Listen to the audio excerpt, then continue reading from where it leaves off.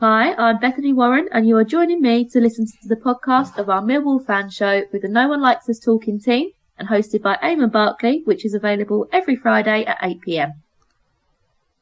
Today we heard the sad news that former Millwall manager and assistant manager Theo Foley passed away at the age of 83. Theo was born in Dublin on the 2nd of April 1937. His football career started at Home Farm, Dublin, before he came to England as a 16-year-old to join Burnley. As a player, he made his greatest amount of appearances, 266 in all, with Northampton Town, with whom he went from the 3rd Division to the top flight. Theo was also a Republic of Ireland international. His playing days concluded at Charlton Athletic, where he became chief coach in 1967 and the manager in 1970. Theo then became manager of Dulwich Hamlet in 74 before taking over as assistant manager of Millwall in 1975 and caretaker manager in December 77.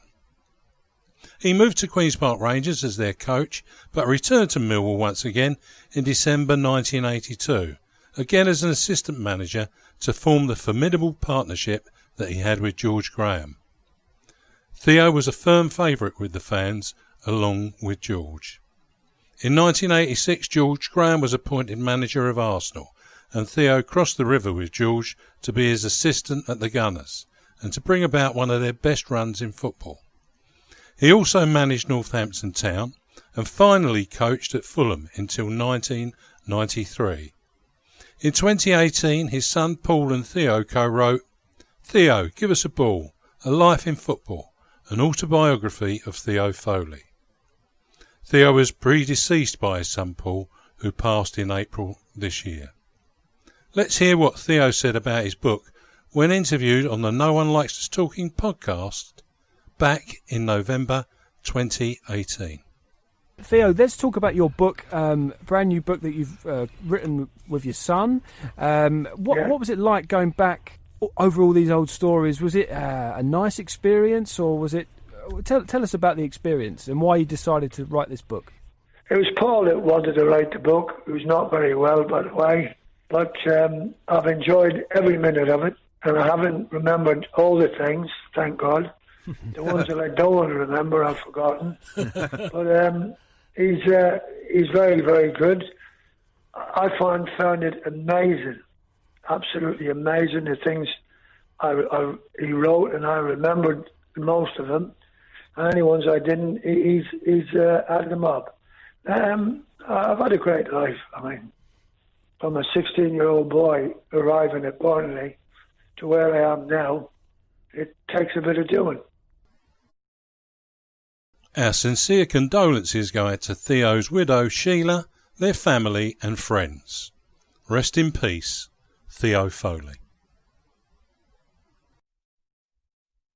It's Friday night and I'm your host, Eamon Barkley, and I have the No One Likes Us Talking team over Gary Staff, Dave Hart and Stan Godwin. Not everybody likes them, but they don't care. So Gary, how are you? I'm alright. Very hot down here in Berkshire at the moment, but I hear the storms are coming tomorrow, so that should cool things down again. And the dogs ain't barking? No, they're not. No, they're not. She's upstairs on the bed at the moment, but I'm back in the office now, so that's a good thing as well. Oh, a little break from it all. Yes. How about you, Dave? Yeah, not too bad here, apart from the heat, in sunny New Cross. Yeah. It's a nice place to be when you're near the Coldblow Lane, of course. Oh, certainly. Yeah, I'd say that without a doubt. And Stan, how is it in the climes of Abbeywood and Thamesmead? Are those breezes coming off the Thames and making it a bit cooler for you? Well, they do come off the Thames, Eamon, but by the time they get to where I am, they've sort of, they've sort of blown themselves out, mate. But no, I mean, it's cooler now, and because apparently it was supposed to be the hottest day of the year in it today, so I think now we're over the end of that. It's stifling. But no, other than that, I'm fine, mate, I'm fine. Great stuff. It's now the match review. It was Millwall 2, goals from Smith and Bodvarsson, But Derby County came back with three goals by that young man, Sibley. What do you reckon? Stan? Well, it was an interesting game, really. I mean, the young kid who scored the 3 goals, I mean, I have to say, I'd never seen him before, or even come to that. I'd never heard of him before. But you know, I looked at the way he took his goals, and he looked quite comfortable. He never seemed hurried or rushed or panicked. So I thought he was quite outstanding. For us, well, the problem I think we're going to have, right, is that we're going to be one of those teams that's going to get affected because we haven't got a crowd, and I think that's going to be our big problem in all of this. I watched the game. I was quite impressed because when I didn't see it from the start, and when I saw Ryan Lennon running around up front, I'm thinking to myself at first, who's that? And then it was him. And what also added to the confusion was to whatever he'd done to his Barnet. I mean, I'm not quite sure about that, but in actual fact, to be honest, I thought he had a very good game. Yeah. Ryan, I mean, I did. I mean, in the second half, he was chasing that goalkeeper down. You know, so he didn't hang about. No, I thought we did okay, but we just lacked a spark. You know, he reminded you a bit of a pre-season friendly, that sort of thing. I mean, you know, there's going to be teams that's going to be like that. You know, Sheffield United, I think they're a similar scenario. They just can't seem to get going because there's no crowd. No. And hopefully that, you know, when we play Barnsley, I'll be proved wrong, and you know, we've been up and running. But I thought we did okay. But you know, to be fair, Derby was always in control of the game. Once they scored the first goal, they was always in control of the game, in my opinion. Dave? Yeah, I have to agree with Stan on what he said. Without the crowd, Millwall missed the crowd behind them. On a normal match day, I can't honestly say Sibley would have got a hat-trick. I think it would have been a totally different game. But without taking anything away from the lad, he had very fast feet and we looked quite slow. It was a typical pre-season game where people are just coming back from fitness or trying to get into a team. And it was... I came into the game at 1-1, so there was problems logging on. But what I saw after that, I wasn't impressed, apart from Leonard, as Stan said. He was very unlucky not to actually score a goal. Yeah. But, yeah, you take the result. Yeah. Gary, what was it from your perspective? Frustrating, because I thought we were huffing and puffing and just going through the motions. I thought we started well. As I say, I thought Leonard had a very good game in the number 10.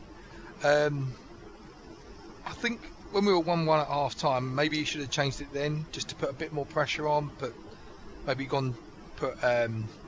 maybe take Leonard off. I know he had a good second half, but maybe take Leonard off, but give I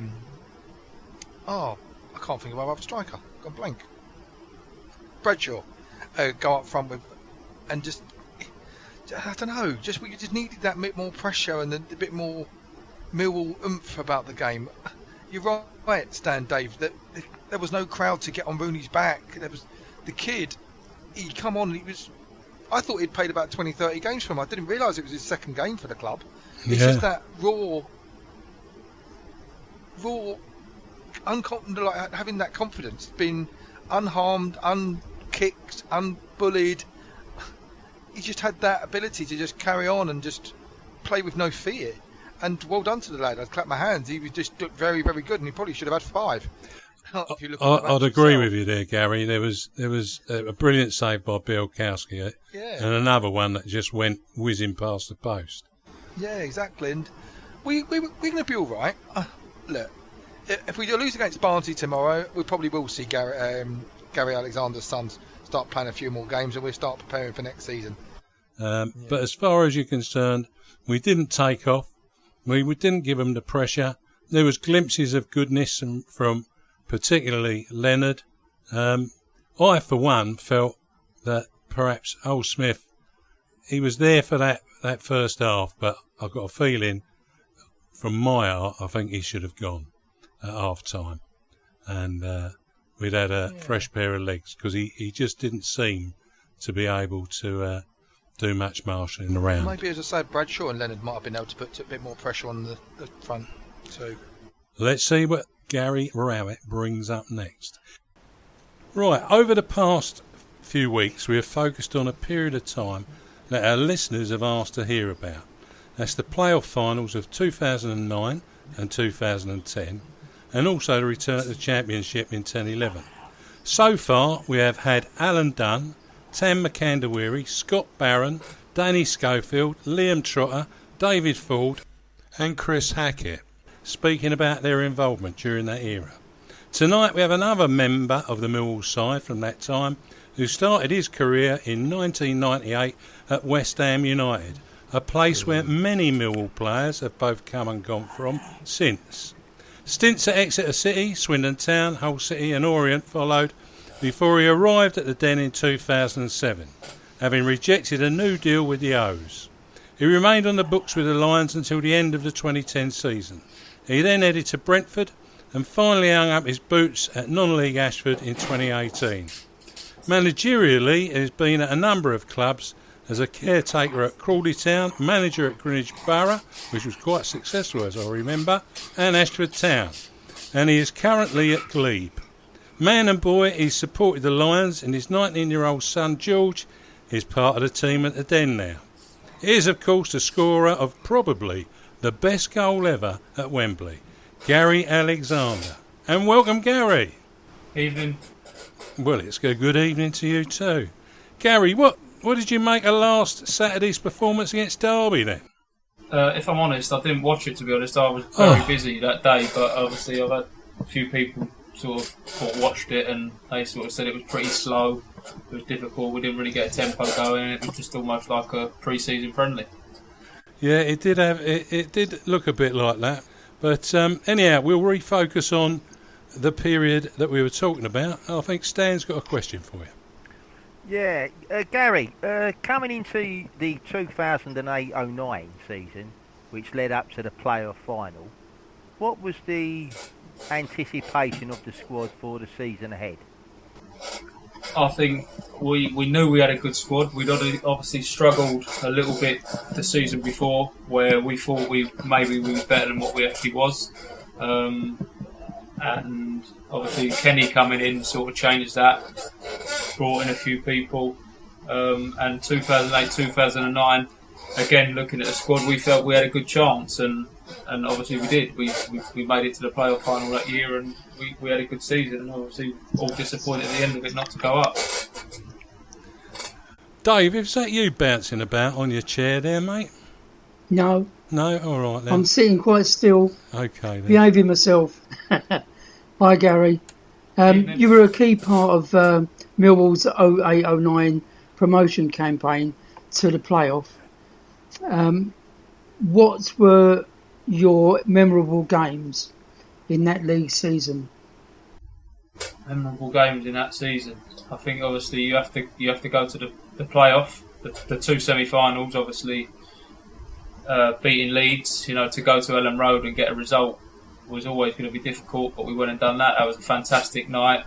I think from my memories, obviously good days. Obviously, I think I come third in the Player of the Year that year, and we played Leyton Orient and we was losing. I think 1-0 or 2-1, and I scored 2 late goals, and it allowed me to celebrate. And there were 2 decent finishes, so that sort of stands out in my mind. It's one of them. They booed when I came on the pitch to get my trophy, and this. It was one of them sort of situations where, I need to get these back here, and I managed to do that. So that was a standout, but definitely the 2 semi-final games, obviously Leeds atmosphere at home, and then going to Ellen Road in front of 38,000 and getting a result with Jimmy scoring was like an unbelievable memory. Hi Gary, it's Gary. As you've actually sort of preempted my next questions, I was going to say, what do you remember about the 2 Leeds semi-finals, with Jason Perosis up front with you in the first one and Neil in the second?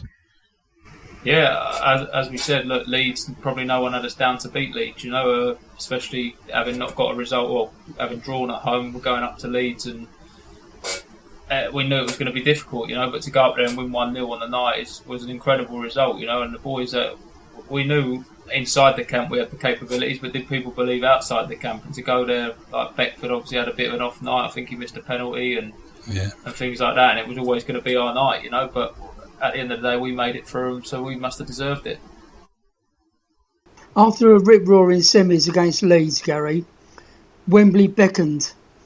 You scored twice, including the most memorable of strikes, and when Chris Hackett came on in the 67th minute, he set you up for what could have capped your Wembley story.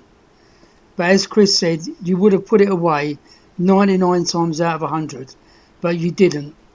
What are your memories of that final? Obviously, dream come true to first opportunity to play at Wembley. Obviously, been a professional footballer for nearly 10 years by then and never been close. Getting that opportunity to play at Wembley is something that you can never forget. The final, obviously, again, to score a goal is again something we dream of. We play World Cup, you play Wembley in the park with your mates growing up, but to get the actual opportunity to score and to score twice there, again, is just a dream come true for myself. The chance, Chris Hackett, do you know what? If I'm honest, I headed it too well. I got too good a connection on it.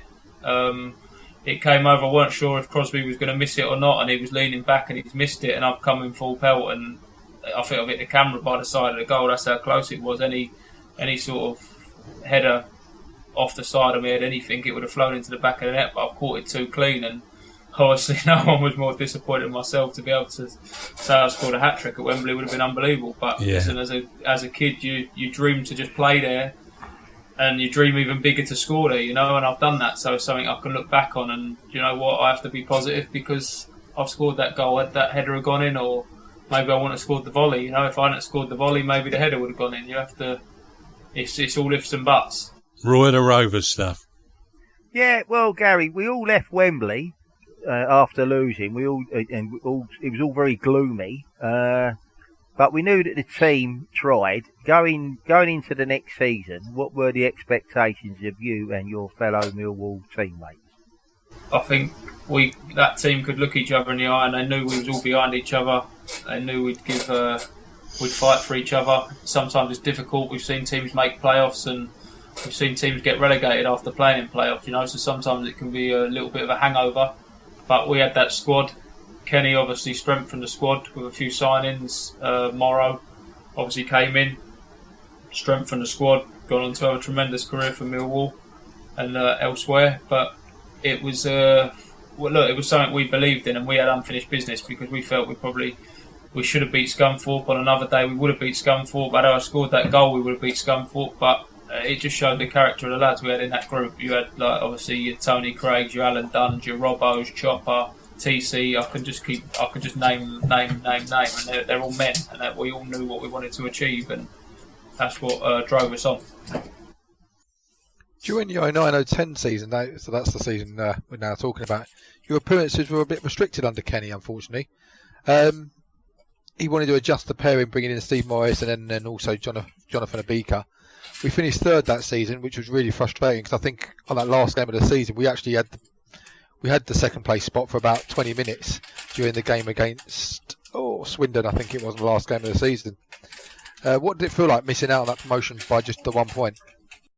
Yeah, obviously it's difficult. I was injured that season. I picked up a real bad injury on my heel, which probably was the beginning of the end of my Millwall career, So just to make that playoff final and be part of that squad that season was fantastic for me, because I was told on numerous occasions if you have an operation you're going to have to retire, things like that. Eventually a surgeon did do the operation for myself, and Kenny was brutally honest with me. He said, look, I brought him forwards, it's going to be difficult to get game time because of the injury, and it was time to move on. But just to make the squad that day for me was a bonus, because I didn't think I would make it due to injury, and I struggled all season with injury, and it was a bad one. But to just play a part in that season was fantastic for myself. I think I scored the winner against Leeds at home, and I sort of knew then that I was banging trouble, because the injury flared up straight after heading that in the net. I don't know how I finished that game. I'd come on and I don't know how I finished the game, but it's a difficult one because obviously I didn't get the chance that season to fight for my place, which I would have fought for my place, and being a character I would have given myself I would have backed myself to be in that team. Yeah, that was a tough old season for you. Yeah, Gary, you had cameo roles in the semis, and after one of the most fantastic nights at the Den when we defeated Huddersfield, you walked out on the pitch on May the 18th, 2010, on the turf at Wembley as a sub for the playoff final against Swindon. But what were your memories of that day?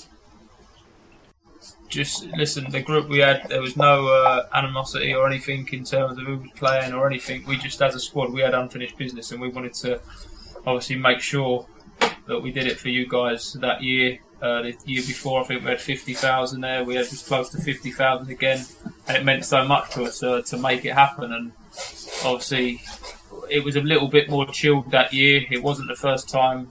Obviously, a lot of us have been to Wembley. It was the second time. It was a little bit more chilled. I think I did a podcast last night, and Robbo was saying we turned up in tracksuits. We was a little bit more relaxed, and the boys went out there and done the job. Robbo scored an early goal. Obviously, Charlie Austin missed a great opportunity to level late on, but it was our day, and I don't think anything would have stopped the boys that day. Gary, with Morrison and Harris competing to score that first goal, and as you just said, Robbo actually got the goal, and Austin missed what was a sitter, apart from the bobble just before he took the shot on. With the championship beckoning to us, being 1-0 up, did you see your future lying elsewhere once the elation of our success had passed? Look, as I said, it was a difficult one. I think my injury, I sort of half knew it was the beginning of the end for myself, and that pre-season, I think Kenny spoke to me and just said, look, you've been out an awful long time. I've got these strikers in. Opportunities might be few and far between. I know you want to play, but being the person I am, I'm not going to sit around and sit on the bench and take my money. I want to play football. I'd been told that season I'd have to retire. I don't want to retire having played 3 or 4 games, but I could have gone on to play 200 more games. I ended up playing another 200 odd games at Brentford, Crawley, Wimbledon. And I'm not the type of person to sit around and be a sub. I don't want to be a sub. I want to play. But my injury probably prevented me from challenging the quality of Chopper, Morrow, and fighting for that position just because of my injury. And being told you have to retire is obviously difficult, but I wanted to prove people wrong, and I wanted to play as many games as I can. So I took the opportunity to move across where I knew I was going to play. You was a great servant. There's no doubt about that at all, Gary. Just wanted to say, history repeating itself a little bit, Carol. You played under Gary Rowett at Burton, didn't you? How did that experience go for you as well? To be honest, difficult. End of your career. I was at Crawley and things were sort of, I wouldn't say going downhill at Crawley, but I had quite a big contract and they wanted myself out, and it was a case of there was opportunities to go on loan. I think Northampton were in, there was a few teams in.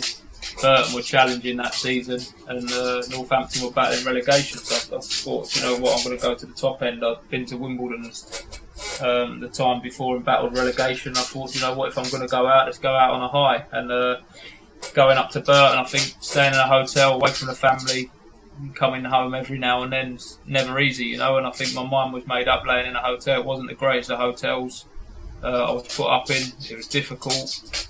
Again, I was 34. I didn't play as much as I would have liked to,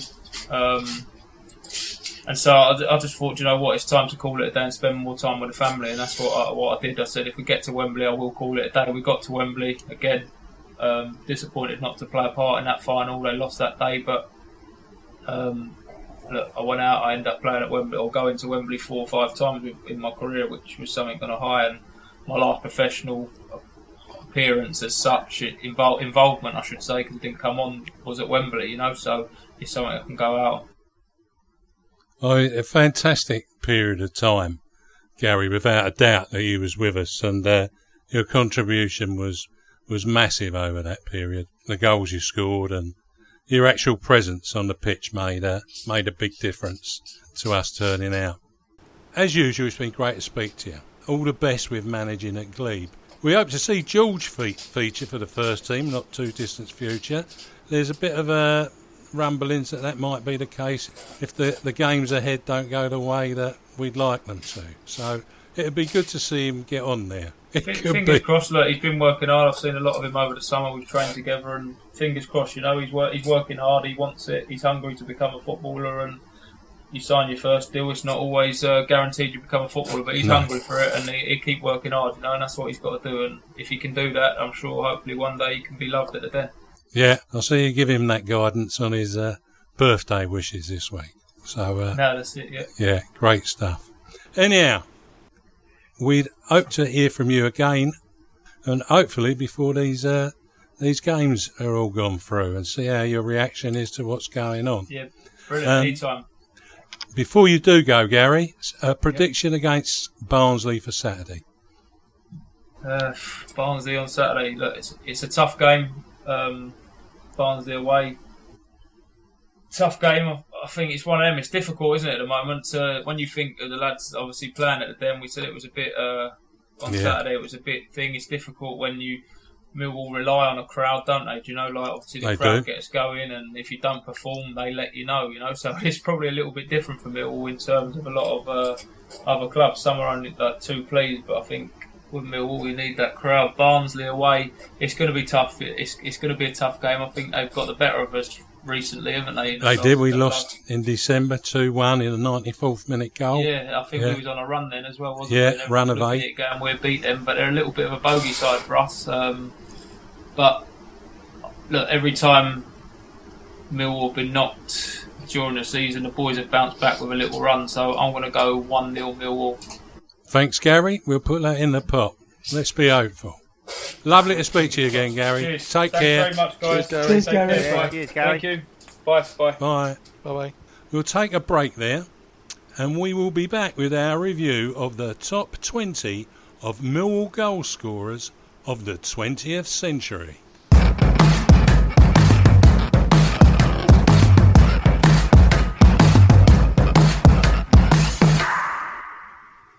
Bethany Warren here again. Thank you for listening to our show. Don't forget, Love Sport Radio is now mothballed pending change in current pandemic conditions. Love Sport are still running previous programmes, and you can hear some programmes on demand online. You can still listen to repeat programmes both online and on DAB. Hopefully we'll be back on the air with them quickly when conditions improve.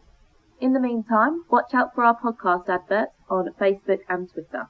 Our podcast show links are available on Facebook, Twitter, Tumblr, YouTube, Spreaker, iTunes, SoundCloud and Pinterest.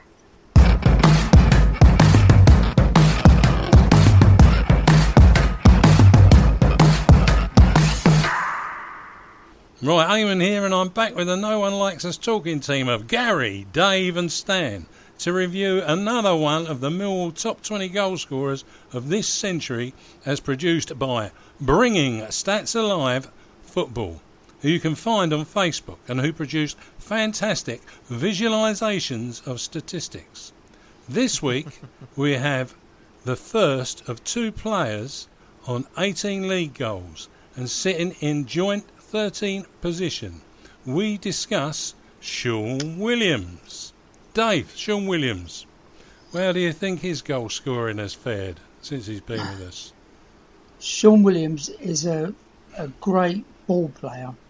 He can pick out passes from midfield, but when he takes it on himself, he can score some real banging goals, and it's a pleasure to watch him do it. But he needs to try and get that to a position where he can actually utilise his ability to score a goal. He doesn't seem to want to get that far forward too often, in my view. How about you, Gary? Dave was talking about Sean Williams not getting forward enough. I was watching the Bradford City playoff final again the other day when it was back on Sky in their many repeats of what they're showing at the moment. And funny enough, he's the reason we probably scored that goal, because all of a sudden he wins the ball from Marshall in the last third of our half, runs 60, 70 yards up the Wembley pitch, passes it to Gregory. Gregory then passes it back to him. Gregory then moves into the middle, and we all know what happens next. So, but talking about Sean though, he's more of a ball player, as Dave said. He reminds me of David Livermore. When he's not in the team, we lose. We're not as fluent, or he's one of those weird players. David Livermore, we never really lost when he was in the team for Millwall. I feel exactly the same with Sean Williams. Scored most of his goals, I believe, probably from the penalty spot. But I scored some crackers. Who remembers the one against Nottingham Forest a couple of years ago? I know we lost, but you've got to have an eye for something when you can do that. And that one he scored this year from quite some distance. Trying to think who that was against, but it was a cracker of a goal. Was it Birmingham? I'm not for sure, but it will come to mind. But what about you, Stan? What do you think about... I think he's a stylish midfield player, there's no question about that. And, and I agree with Dave about, he's one who likes to get his foot on the ball and start to develop play. To be honest, you say he scored 18 goals. I'm surprised at that. To be honest, I thought he'd got less than that, but there's a few more in leagues and cups, league cups and things like that as well. Yeah. So, but no, I mean, a midfield, in my opinion, the midfield player should always be looking to score goals. All right, you, in any team you have your strikers and whatever. They're there to score, and I think the midfield players. If there's an argument that we should be getting more goals from midfield players, I wouldn't disagree with that. But no, I mean, I think Sean Williams has been a very good buy. Because what we also tend to forget, possibly sometimes, is that when Sean Williams first come to Millwall, I mean, it was being said, and not that I doubted it, that not only could he play in midfield, but he could also play as a centre half if you needed him to do that. Yeah. Fortunately, he's not had to do that too often. No, just occasionally. I suspect he'd rather play in midfield than as a defender. I would have thought so. So, but no, I mean, if there's always an argument you want him to score more goals, which is fine. But no, I mean, as I say, I'm surprised that he's scored that amount, to be honest. But no. I think he's been a very good buy and a very good player for Millwall. Okay. And I think he will be a difficult when he eventually goes. I think we're going to have a job, replacing him, so to speak. Yeah, I think it could be a tough one. That's not the view of all of our team. Yeah, but then hopefully on this baton, let me just say this, right? Hopefully we'll all vote on this one. Well, you can. Votes for women went last week, so let's hope votes for men doesn't go this week. So, Stan, a goal hanger, a good goal scorer, or a scorer of good goals, as Miles Plumpson said, or a great goal scorer? Well, he certainly ain't a goal hanger, so that we can eliminate that. Personally, I would say that he's a good goal scorer. Okay, that's the odd goal could be a great goal, but I think if you're looking to put him in a category, I would put him under good goal. He's a good goal scorer. Thanks, Stan. And how about you, Dave? I have to agree with Stan. I think he's given the opportunity, he's a good goal scorer. Yeah. So that's 2-0. Gary, I mean, your vote is not even really needed, but you might as well give us what your position is on Sean Williams. Cheers. It would be exactly the same. Yeah. Good goal scorer. So that's 3-0 to the Sean Williams Society. How bad's that? Not bad. Can't be bad. It was unanimous. Unanimous. Absolutely unanimous. Tonight we bring back the Fan in the Dugout feature, and we welcome a young man that started going to Millwall in 2009. Since following the Lions, he has been inspired to start an online programme to show his love of Millwall, as he wanted to talk about Millwall more and more. And that is what he's actually done. And he's even managed to interview a couple of former Millwall players. He actually wants to be a sports journalist, so this is a very important step in the right direction, and has taught him a good few things and improved his confidence in doing this type of work. One game into our 9 remaining, we bring a Bromley lad and Millwall fan TV show host, Kai Bennett, into the virtual studio to share his thoughts. Welcome, Kai. Thank you very much. Thank you for having me. Yeah, we're delighted to. Yeah, hi Kai. How did you get to start to follow Millwall? Well, it's kind of a family sort of tradition, really. My granddad grew up in Peckham and New Cross, a bit of both, and he started going to Millwall. Well, he's 70 now, so when he was about 9, he used to hop the fence at the old den, he reckons. So, so yeah, it's kind of a Millwall family sort of thing. We'll go on a Saturday, 3:00 or Tuesday, whenever they're playing. Really, it's a bit of a family outing, pretty much. But yeah, I really enjoy it, and I remember my first game was at the New Den, obviously, at home to Carlisle, which we drew 0-0, and it wasn't a very interesting game, but it's got me hooked ever since. Evening, Kai from New Cross. I'm in New Cross. Yeah. What did you make of our performance against Derby on Saturday? It was a bit of an interesting one because, you know, when we scored that opening goal, I felt like we were going to go on and win the game. You know, it's quite a tradition of routes. We nicked the first goal and we seem to hold out with either a 1-0 win or, like Forest, and we nick a couple more. But just wasn't our day, I don't think. Without the fans, I think it was the atmosphere the game went flat, and you know, I think where the fans would normally lift the players and get the players back up and running again, like they normally do, and push the players for a second, they let Derby onto them too much, and we paid the ultimate price. Kai, hi, it's Gary here, mate. Hello. What do you think about the introduction of the 5 substitutes for the final few games? I personally, not a fan, because even watched in the 1966 World Cup the other day, they played 120 minutes and there wasn't even one sub in that game. So I'm not a fan of that, and I feel players should be able to just get on with it. It is their job after all. What do you think? No, I definitely agree with that.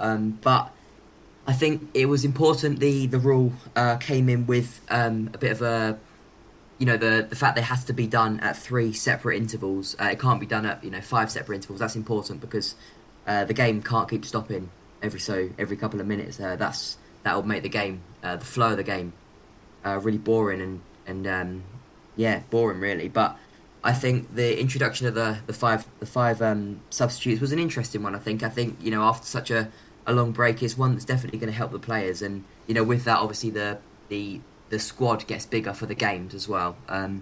It gets more players involved. I agree. I think that, but yeah, I'm probably with you. I prefer the old 3 substitute. The 3 substitutes. I think it's a more traditional way.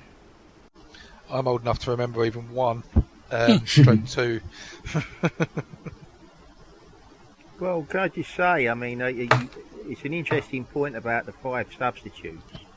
I mean, I did read the other day in the paper that they reckon that when we get to next season, whenever next season starts, the journo seem to think that the 5 substitutes was going to become the norm. Yeah, that's an interesting one, isn't it? Yeah, that'll bring some fun. But perhaps that's just a better way of us dealing with all those players that are going to be roaming around without a job. We'll need a larger squad to meet the requirements of substitutions. Yes, very true, yeah. Stan, you had another question. Yeah, Kai, tell us who is your favourite player in the current side and why do you rate him so highly? I think there's a couple of players that I really rate highly. I rate Malumbi, Jed. But do you know what? This is going to be a bit of an interesting one, and people probably won't go with this as much. But the player I rate the most is Murray Wallace, because I think he's not the technically gifted best in the squad, but his way of adapting this year has been magnificent. I think at the start I don't think anyone thought that he'd be where he is now as such a good left back. I think we rely on him every week. He's a bit of one of them players that you just put in that position. You know he's going to do a job for you, and I think he's improving every game. He's got so much better attacking, and I hope there's more to come from him because he's only 26, 27. So let's hope he can continue to improve. Well, we might see something of him in a different position come this Saturday. But anyhow, over to you, Dave. Thinking ahead to Saturday, Kai, would you have the same team that Gary Rowett started with against Derby, or would you go with something different? I know I've heard that Hutchinson and Pearce obviously are gone. Are possibly out of the game. I've heard that Pearce is touch and go, but Hutchinson we'll have to wait and see for him, because obviously there's a scan, some sort of scan, which will determine whether he's fit enough to play. So they're both sort of touch and go. It'd be great to have them both in, but I'm going to go with the aspect of they're not playing. If they do, it's a bonus. But for the game on Saturday, it's an interesting point. I'd play Hayden Muller. He was on the bench against Derby, and what I saw of him against Chelsea in the Under-18 Youth Cup, I thought he looked really, really solid, and I just felt he looked like the classic Gary Rowett defender. He wouldn't suit Neil Harris's style of play. He brought the ball well out, out well from defence, and I think Mason Bennett has to be brought back into the side as well. He just gives us that bit more pace and power going forward, and then the question is, do you play Murray at centre back? Do you play 5 at the back and play possibly Sean Williams, who did start out as a central defender? But I'd go with the 5 at the back if we can. If one of them two who are supposedly injured could play, and then I'd play either Murray or Hayden Muller as the other one. I've never seen Hayden Mullins. It's Muller. Stan and I know a little bit about him actually. Yeah. He was. It was his great-grandfather who was about at the time of the 1966 World Cup finals, wasn't it, Stan? That's very true, mate. That's very true, Yeah. Pat reckons he was a ball boy. I think she's got her wires crossed. But there you go. Well, when I saw the team sheet, I thought, when did we sign the German Muller? I was going to say, he must be a bit old, but he might be able to still do a job for us. Yeah. Obviously, we've got Barnsley on Saturday, which is a banana skin, which we all know. But are there any other further stumbling blocks in the last 8 games you think we might have? And just realistically, has the playoffs gone now, or do you think we can still make them? Well, obviously the games on Saturday, obviously we lost to Derby, but the results did go in our favour, which we were extremely lucky for, and we can't afford any more slip-ups if we are looking for the playoffs. There's a crunch match this Saturday, Cardiff versus Preston, obviously at Deepdale, and that's a game that if we do beat Barnsley, we're going to hope for that draw, and we'll only be possibly 1 point outside. So, if the results go our way again Saturday, and if we can get the 3 points away at Barnsley, I think the playoff dream is definitely still alive. But looking ahead to any further stumbling blocks, it's there's a couple of games that I'd say that I'd say the last games we probably should all win, but obviously that's not what happens in the Championship. It's a very up and down league, and all the teams around us are looking very inconsistent, including us. And if we can put a run together, I don't see why we can't make the playoffs. But in terms of any stumbling blocks, there's some tough games to come away to Charlton with obviously with no fans is going to be tough. But obviously it's a derby, so hopefully the Millwall players will show the fight that they need and the fans want for them sort of games. And then obviously we've got Swansea at the Den on Tuesday on telly. That's going to be a really tough game, and especially if we beat Barnsley on Saturday, it's going to be a 6-pointer. Yeah, it certainly is. Anyhow, thanks, Kai, for sharing your thoughts with us. Very well informed and some interesting views. We wish you all the best for Millwall Fans TV, and thanks also for sharing your site to promote our shows too. But before you go, how about a prediction for that game against Barnsley tomorrow? See, this is I don't know. I'm gonna be positive though. I'm gonna go for a 2-1 Millwall win. I'm gonna go for Smith and Bennett to get the goals. Well, you'd have to go with Bennett to get a goal, wouldn't you, Kai? With a name like that. Yeah, definitely. Thanks, Kai. You take Thank care, you very much. and perhaps we'll have you back on it again when you can give us some more views about where we're at and where we're going. All the best. Thank you very much. Thank you for having me. Thank you. Bye. Bye-bye. Cheers, Kai. Cheers, Kai. Millwall Community Trust is now starting its own female football academy.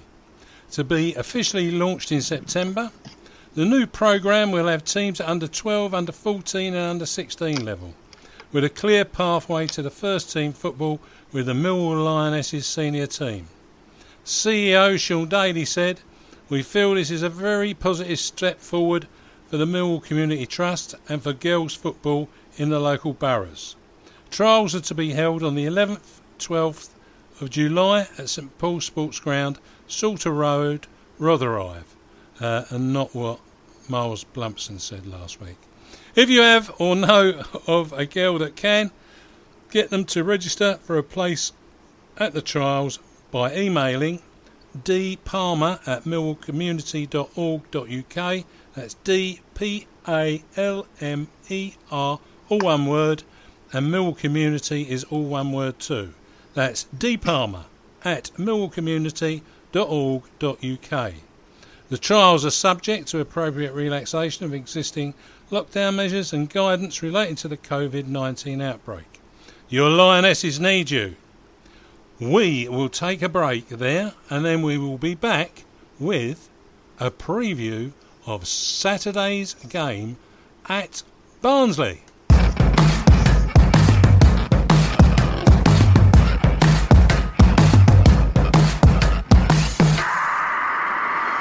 Hi, Patricia Maslin here. The Millwall Community Trust needs volunteer help.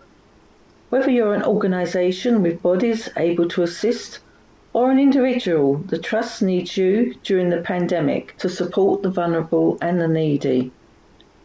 If you can help make a difference, please contact Sean Daly, the Trust's Chief Executive Officer. You can contact him by phone on 07958 027060. Once again, that's 07958 027060. Or you can contact him by email, sdaly, that's SDALY, at millwallcommunity, all one word, .org.uk. I'll repeat that, sdaly, spelt SDALY, at millwallcommunity, all one word, .org.uk. Thanks again if you think you may be able to help or you know someone who might.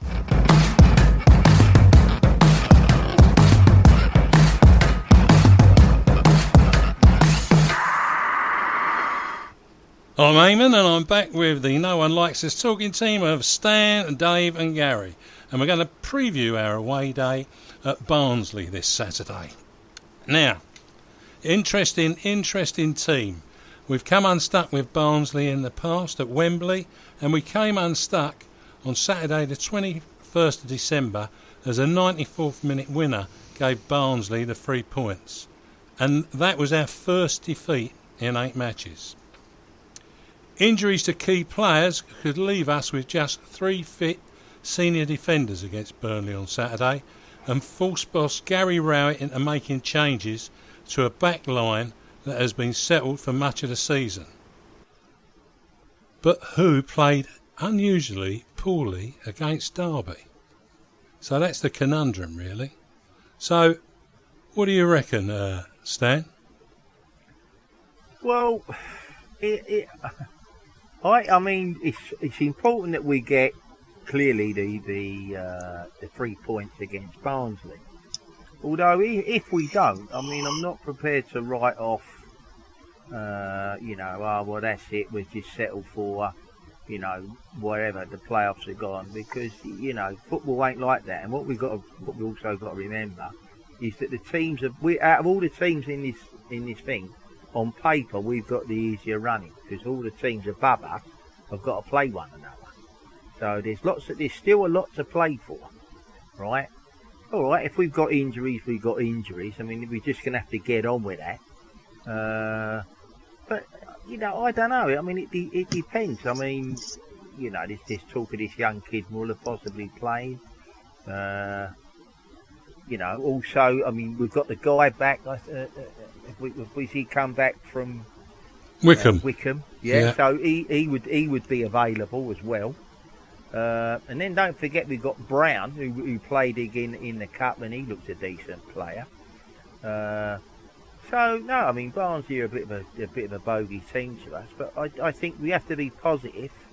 But I think we're going to have to play with a lot more a higher tempo than we did on Saturday, because and I don't know a lot about Barnsley, but other than the fact that I would argue that they're beatable, and I think they're near the bottom anyway. Have I got that right?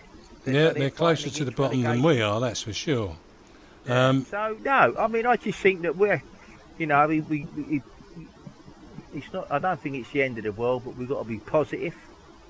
It's everything is to play for, and even if the result goes wrong from our point of view, I still don't believe, that it's done, because I go back to a couple of years ago. We were sitting at the Den, 3-0 down to Oxford, and I thought to myself, oh well, that's it. And I got up about 3 or 4 minutes to go, and I said to my mate, I'll see you next season.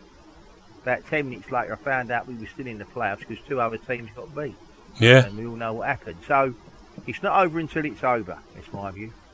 Yeah. Well, the fat lady sings, as they say, Stan. Yeah. So, what do you reckon, Dave? Well, Barnes, as Stan said, Barnes has always been a banana skin. But we can win now. The unsettling at the back of our defence from what we played Saturday will be a problem, I think, but one that can be overcome. I think we've got to up our game for sure, and I hope Gary's looked at it in a cold light of day and said, like, this is what we've got to do, and we're going to just go for it. So I think that we can go there and play with confidence and hopefully grab a result. Yeah. Gary? I'd actually forgotten about. Is it McCarthy? McCarthy, that's his name. Yeah. Yeah, I actually quite liked him when he first joined us at the beginning of the season. I thought he had a bit of something about him, but we'll see. Maybe he might get on, but he plays where Marlon plays, doesn't he? So he can also play centre back as well. Oh, he can. So maybe that's the option. Maybe he might surprise us, old Gary. But Barnsley, that banana skin we all love to hate. But I think we'll be all right. I think Basin Bennett coming back will be a massive bonus to the team. Also, on this point, I want to say a bit of a kudos to Aidan O'Brien. I know he's not played much this season, but he's obviously signed a little contract until the end of the season and may go on and look at other things. So he might have a cameo role to play at the end of the season and help us out. But I think we'll be... I know we all think of Barnsley as one of those teams, and I do say there's a banana skin, but I think we might be all right on Saturday. I think we might nick a nice, comfortable 2-0 win, keep plugging away, say thank you to Luton, and then I can't think who we've got on Tuesday. Who we got Tuesday? How about Swansea? Swansea. Yeah. So they could be a bit of it, because they're pushing it around. It could be, as we say, a nice 6-pointer on Tuesday, and then roll on to the following weekend when I believe that's the Charlton game, isn't it? Well, believe it or not, it's not at the weekend, it's on Friday. The Friday. And the show's going to be on earlier that day so that people can listen to the show before the match is on the telly. There you go. Okay, so you've given it a 2-0 up in a Yorkshire thriller. So what about you, Stan? What do you reckon score will be? Well, I think we can win it by 2 clear goals. Either 2-0 or 3-1.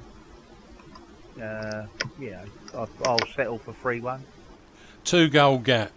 It's going to be tough for those Yorkshiremen with the Lions roaring like that. How about you, Dave? Yeah, I'll agree with Stan. I had 3-1 pegged for Saturday.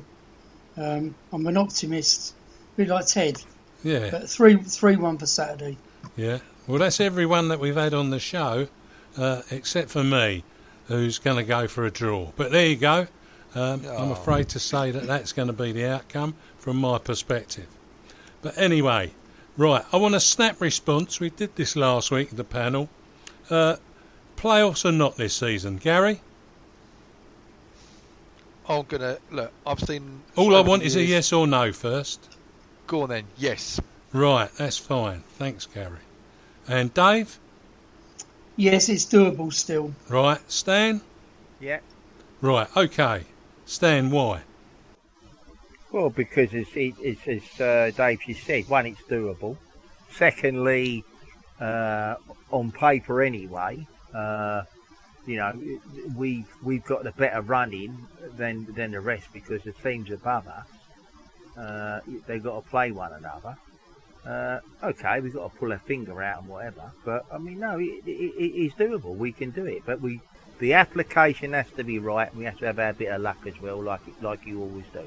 Okay, Dave? Yeah, exactly right, Stan. There's so many twists and turns every season. No one knows what's around the corner. We could lose, but so could somebody else. We could pick up a surprise result. Who knows?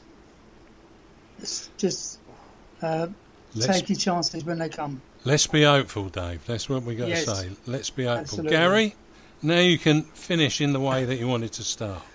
Yes, I think we'll do it. I feel last Saturday was a bit of a wake-up call for us.